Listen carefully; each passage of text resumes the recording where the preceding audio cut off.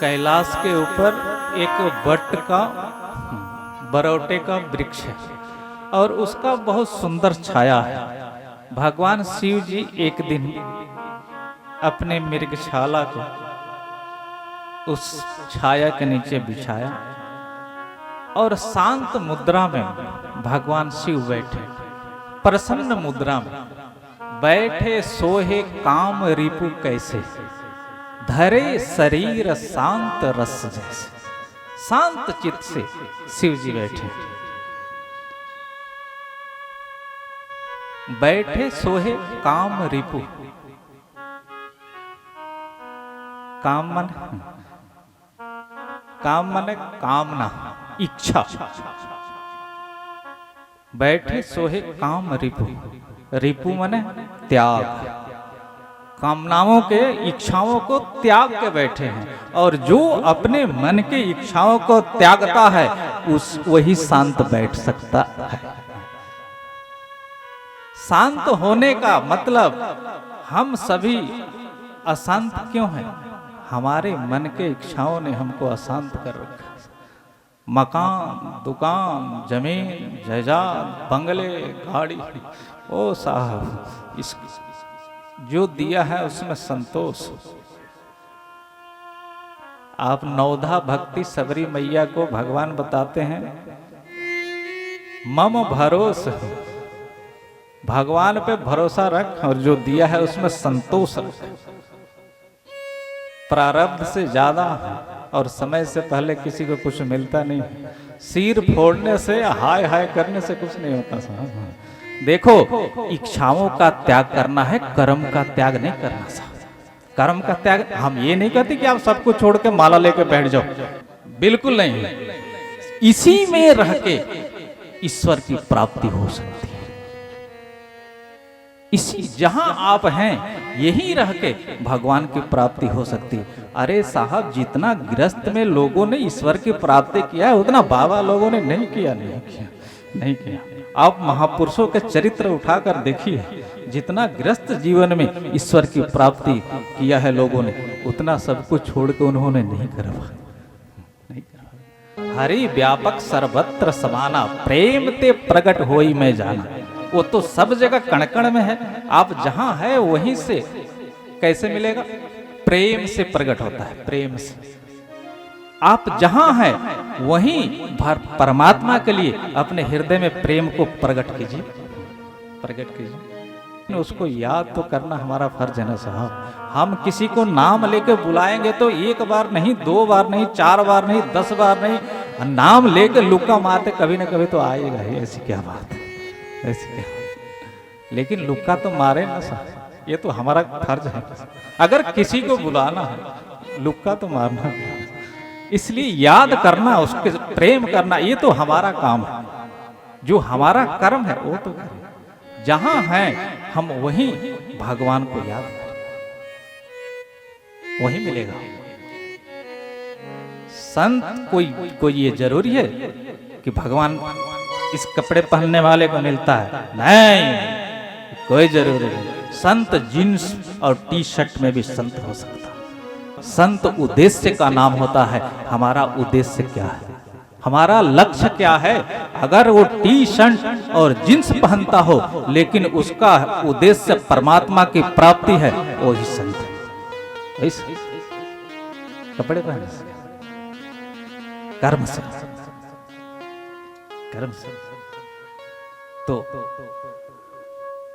भगवान शिव उस बट वृक्ष के नीचे बैठे हैं और पार्वती जी ने के मन में संशय, बहुत दिनों से मैया कुछ पूछना चाहती, किससे? भगवान शिव से। लेकिन वो क्यों नहीं पूछ रहे, उसका क्या कारण है?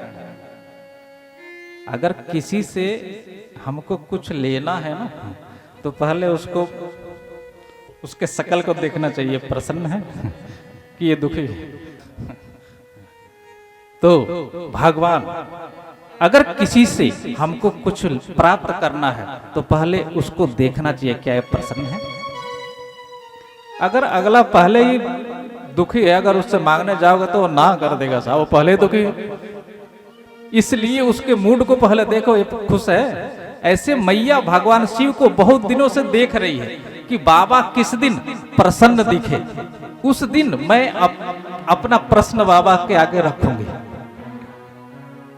तो पार्वती जी को उस दिन भगवान शिव बहुत शांत मुद्रा में दिखे। बैठे सोहे काम रिपु कैसे, धरे शरीर शांत रस जैसे। भगवान शिव आनंद में शांत चित्त बैठे हैं। जटाओं से निर्मल धारा गंगा की बह रही है। भगवान की इस मुखमंडल पे खिली हुई चेहरा, चंद्रमा भगवान के ललाट पे विराजमान है और भगवान का मुखमंडल ऐसा लगता है जैसे पुष्प खिला हुआ। मैया ने देखी आज हमारा प्रश्न रखना सार्थक हो जाएगा लगता है, क्योंकि आज भगवान बड़े प्रसन्न है। तो मैया ने प्रश्न अपना रखा। क्या? जब पार्वती गई तो भगवान शिव जी ने क्या किया?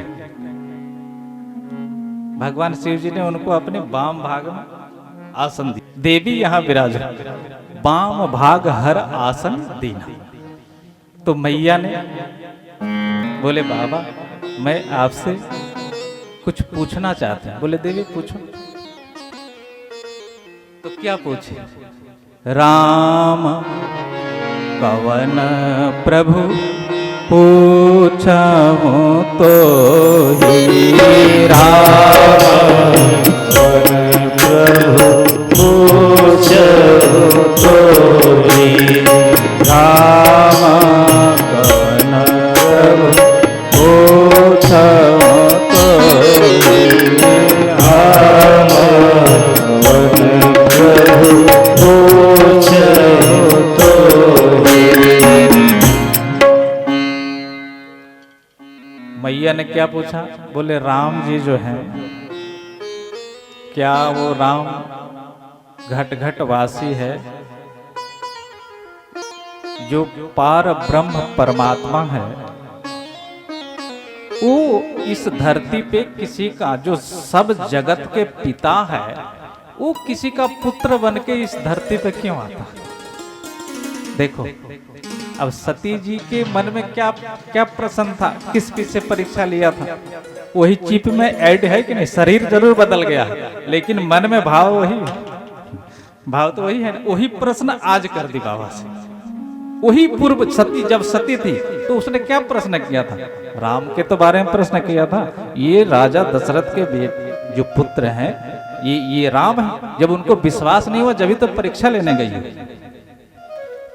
वही बात आज पूर्व जन्म की बात इस जन्म में मैया जिज्ञासा आदमी का, इसलिए महापुरुष कहते हैं कि तुम भगवान से जुड़ो। भगवान से अगर जुड़ोगे तो तुम्हारा संस्कार बनेगा और संस्कार जब बनेगा तो अगले जन्म में भी वो तुमको साथ देगा। ये शरीर तो एक वस्त्र है साहब, जैसे इस कपड़े को उतार के रख दिया दूसरा पहन लिया, वैसे हमारा शरीर है। जैसे इस जन्म में जैसे हमने कर्म किया है उसके अनुसार अगला हमको शरीर मिलेगा। कर्म प्रधान विश्व करे राखा, कर्म प्रधान विश्व करे राखा, कर्म प्रधान विश्व करे राखा। जो जस करई तातो फल पावा, जो जस करई तस फल पावा, जो जस करई तस फल पावा। तो देखो जैसे कैमरा लगा हुआ है अगर घर में चोरी हो गया तो कैमरा के ऑन करके देखा तो उसमें चोर तो दिखेगा ना सर, कौन ले आया, क्या ले गया, उसमें तो दिखेगा। पुलिस आई, कैमरा को चेक किया, चोर को देखी, चोर को पकड़ा, सबूत है उसके पास, साफ कैमरा में दिख रहा है। ऐसे हमारे जो भी कर्म किए हुए हमारे इस चित्त में फिट है। और जब वो कल कहा था ना, हम मन मरा ना मैं मरा, मर मर गया शरीर, यही वो चित्त, वो इतना सूक्ष्म है। हवा चलती है, हमको दिखती है क्या, अनुभव होता कि हवा चल रही, लेकिन दिखती तो नहीं, उसका कोई रंग नहीं, कोई रूप नहीं, कोई आकार नहीं। आप जिस पात्र में भर दो वैसा आकार ले लेगा। ऐसे हमारा जो मन है ये इतना सूक्ष्म है कि वो दिखता नहीं है, लेकिन उस चित्त रूपी चित्त में एक बार हम जहां चले गए हों उसका एक बार कोई याद कराएगा तो उसका स्मरण हमको आ जाता है, उस जगह में ये यानी उसमें हमारे चित्त में फिट है। जो भी हमने कर्म किया हमको तो पता है ना सर, वो सब उसमें फिट है। जब हम भगवान के पास जाते हैं तो उसी चिप को लगा दिया जाता है, आपके सामने उस कैमरे को ऑन कर दिया जाता है, और जो भी आपने किया है वो देखो। लोग कहते हैं किसने देखा नरक, किसने देखा स्वर्ग। ओ भाई, ये होता नहीं तो इसका नाम ही नहीं होता। ये ऊपर का यह यहाँ सब नकल है, असल ऊपर है, यहाँ सब नकल है। जैसे यहाँ चोरी हो गई, कैमरे में चोर ऐड है, पुलिस ने उसको देखकर गिरफ्तार किया क्योंकि उसके पास सबूत है, ऐड है। ऐसे जब इस शरीर को हम छोड़ के जाते हैं, ये चित्त रूपी वहां भगवान के कैमरे में सब आपके कर्म दिखाए जाते हैं, और यमराज के द्वारा अगर सही गलत कर्मों के अनुसार हमको दंड मिलता है, वो यातना शरीर अलग मिलती है। जैसे हम सो जाते हैं, सर्प अगर हमारे छाती पे बैठ जाए तो हम डर जाते हैं, कौन डरता है? हम तो सो रहे हैं तो डरा कौन है? यानी कि जो देख रहा है वही वहां भी यातना शरीर अलग मिलती है। नरक 28 प्रकार के नरक है, शास्त्र कहता 28 प्रकार के। और कहाँ है? इस धरती के नीचे। 7 लोग इस धरती के ऊपर हैं साहब, 7 लोग नीचे है, 14 लोग हैं साहब। आदमी कहता है कहाँ क्या है, तेरे में वो दृष्टि नहीं है। गोस्वामी जी कहते हैं ये तुलसी इस संसार को भया मोतिया बिंद, तू अपने मोतिया बिंद का इलाज कर, तेरे को नहीं दिखता। राम कथा में हनुमान होते, ये शास्त्र कहता है, अब तेरे को नहीं दिखता तो तेरे आंख में दोष है। अच्छा देखो, तो क्या मैया पार्वती जी को राम के बारे में नहीं पता? क्या उनको राम के बारे में नहीं पता? पता है। शिव जी क्या कहते हैं जब उन्होंने पूछा कि राम कौन है, मान लो अगर पूछा तो क्यों पूछा, उसका मुख्य उद्देश्य क्या था? मुख्य उसके मूल में चलते हैं, उसका कारण मुख्य क्या है? वो जगत जननी जगदम्बा भवानी है, क्या उनको राम के बारे में नहीं पता? उनका पूछने का उद्देश्य क्या था? भगवान शिव क्या बोलते हैं सुनो।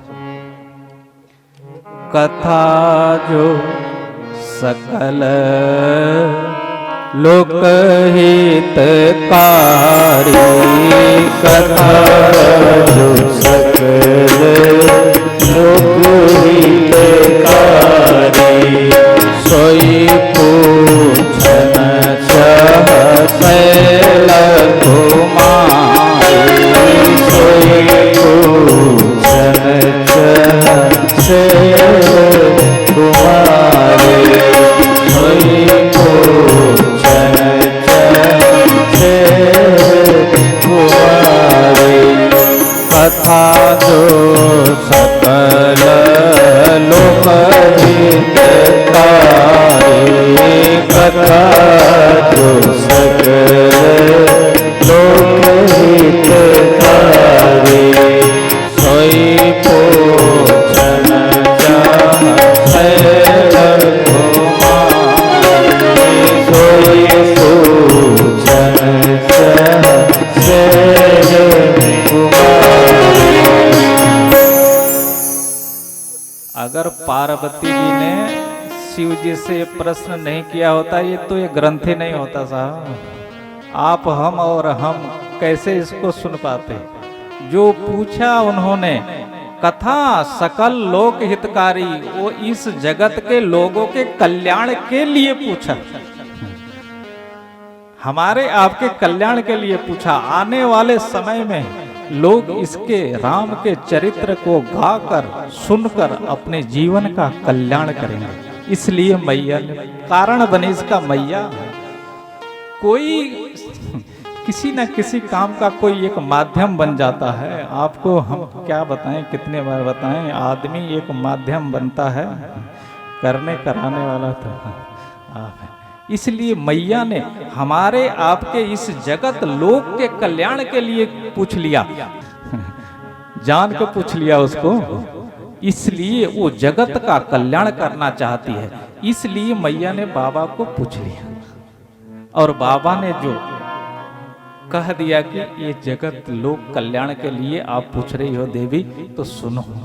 फिर बाबा ने कहा, बोले राम जी के इस धरती पे, भगवान के इस धरती पे कितने अवतार हो गए हैं? 23 अवतार हो गए हैं, अभी 24वां एक बाकी है, वो कलयुग में होगा, यूपी में होगा, एक ब्राह्मण के घर में। इस धरती पे 24 बार भगवान आ चुके हैं, और 24 के 24 बार कौन से धरती पे आए? विदेश में। एक अवतार भी विदेश में नहीं हुआ क्या? जो भी 24 अवतार भगवान के 24 के 24 भारत के भूमि पे हुआ। बोलो, हम इस भारत भूमि के रहने वाले, हम कितने भाग्यशाली। जिस धरती पे भगवान आता है, उस धरती पे भगवान ने हमको भेजा। लेकिन हम इस धरती को भी छोड़ के ओ भाई, इस धरती पे तो भगवान आता है। अरे आखिर भगवान इस धरती पे आता है तो क्यों? प्रश्न है, आखिर यही क्यों आता है विदेशों? अरे साहब, भारत से तो वैभव विदेश में ज्यादा है, तो वहां क्यों नहीं आता? यहाँ क्यों आता? जो वहां से यहाँ आते हैं, बोले यहाँ तो कुछ भी नहीं। वो तो बोलता वहां सब कुछ, जो वहां है ये वो उसके आधा में आधा भी नहीं। लेकिन भगवान वहां क्यों नहीं आता, यहाँ क्यों आता? क्यों? क्या क्या हम आपको सुनाए साहब, फिर भी हमको संतोष नहीं होता। ऐसा लगता है कि चलते रहे तो बढ़िया, हम आपको सुनाते रहे और सुनते रहे। संत समुद्र होता है, समुद्र, और समुद्र में कोई अंत है? उसमें कितने हैं, क्या है, कोई पता नहीं। भगवान, देवताओं और राक्षसों ने समुद्र का मंथन किया, तो उसमें से जाने क्या क्या निकला, बहुत कुछ निकला, अमृत भी निकला। तो संत माने समुद्र, संत जो होता है वो समुद्र होता है, उसका कोई अंत नहीं होता। जैसे गाय के थनों में दूध है, लेकिन जब तक आप बिना बछड़े को खोले जाओ, उसमें से खींचो उसके थने को, तो दूध आएगा नहीं आएगा। संत भी कहते हैं, संत भी गौ होता है, लेकिन गाय के थनों में दूध उतारने के लिए भैया बछड़े को पहले खोलना पड़ता है, और बछड़ा जब उस थने में मुख मारता है तो गाय भाववश उस बच्चे के भाव में गाय अपने थनों में दूध उतारती। ऐसे वक्ता है, श्रोता बछड़ा है, वक्ता गाय। चलो आइए, तो भगवान 24 बार इस धराधाम पे 23 बार आ चुके। तो पार्वती ने पूछा, भगवान आखिर आते हैं तो क्यों आते हैं? जो अपने बैकुंठ धाम को छोड़ के इस धरती पे आता है, तो आखिर यहाँ क्यों आता है? जो जगत का मालिक है, जो जगत पिता है, जो बिन पलक चलई सुनई बिनु कान, जो बिना पैर के चलता है, बिना कानों के भी सुनता है, बिना मुख के भी सब भोजन करता है, जो सब कुछ करने में समर्थ है, वो आखिर किसी का पुत्र बन के इस धरती पे क्यों आता है? क्यों आता है? जैसे निराकार सकार, देखो साहब, एक निराकार स्वरूप है, एक साकार है। तो भगवान निराकार में हर जगह व्याप्त है, लेकिन साकार में किसी के घर जन्म लेता है, वो क्यों लेता है? और यहां आता है तो आके क्या करता है? ग्रंथ कहता है विप्र धेनु सुर संत हित लीन मनुज अवतार। भगवान संत, गौ और ब्रह्म, जब इन पे जब संकट आता है तो भगवान अपना धरा धाम को छोड़कर यहां आकर इनको सुखी करता। अभी ग्रंथ कह रहा, मैं नहीं कह रहा। विप्र धेनु सुर संत हित लीन मनुज अवतार।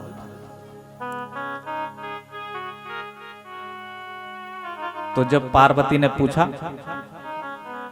तो शिव जी ने कहा, बोले देवी, भगवान के आने के अनेकों कारण, अनेकों।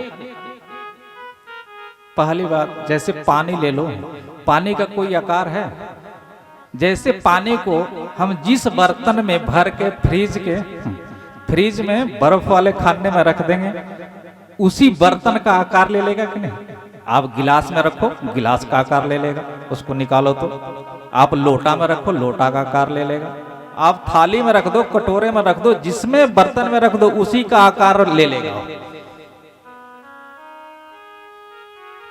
वैसे ही परमात्मा जब हमारे अंदर में उतना भाव आ जाता है, जिस स्वरूप से हम भगवान को मानते हैं, उसी स्वरूप में भगवान आ जाता है।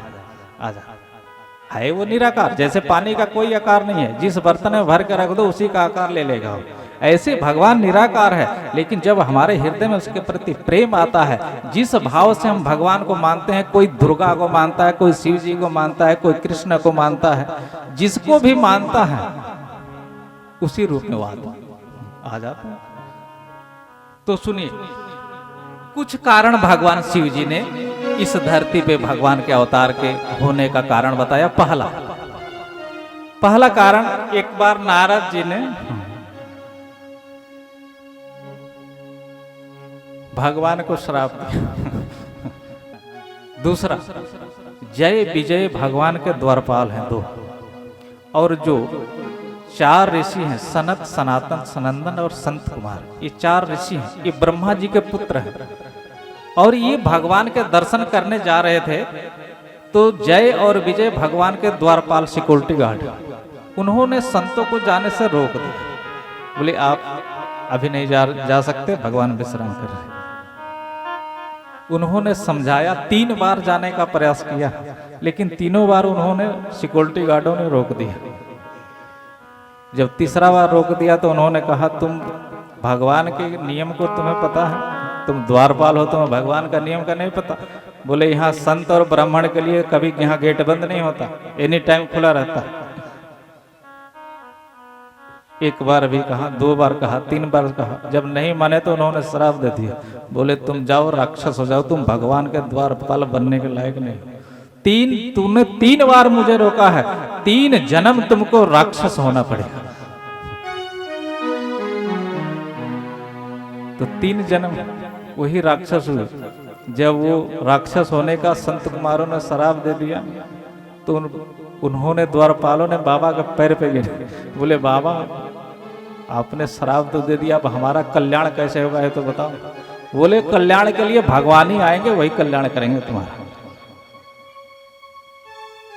तो एक जन्म में, सतयुग में, हिरण्याक्ष और हिरण्यकश्यप, ये भागवत की कथा।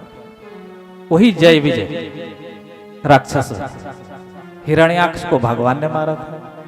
कौन से रूप धारण करके? वराह। और हिरण्यकश्यप को किसने मारा था? नरसिंह भगवान। उन्हीं हिरण्यकश्यप का था बेटा प्रहलाद। तो भगवान ने 2 बार अवतार लेकर उनका उद्धार किया, सतयुग में। और त्रेता में राम जी आए, रावण और कुंभकर्ण वही है, उनका फिर राम जी ने उद्धार किया। द्वापर में शिशुपाल और दंतवक्र, इनका उद्धार किसने किया? कृष्ण ने। ये वही द्वारपाल है। तो एक तो भगवान का आने का ये भी कारण था। दूसरा कारण था, एक देवी वृंदा ने नारायण को श्राप दिया। ये भी कथा है। तीसरा कारण है, नारद जी ने भी भगवान को एक बार श्राप दिया। चौथा कारण है, भानु प्रताप ने को ब्राह्मणों ने श्राप दिया। वही भानु प्रताप फिर रावण भी बना। असल में तो पिछले तो जय विजय ही है वो, लेकिन कथा आती है भानु प्रताप की। तो ये चार कुछ कारण भगवान ने 3-4 बताए।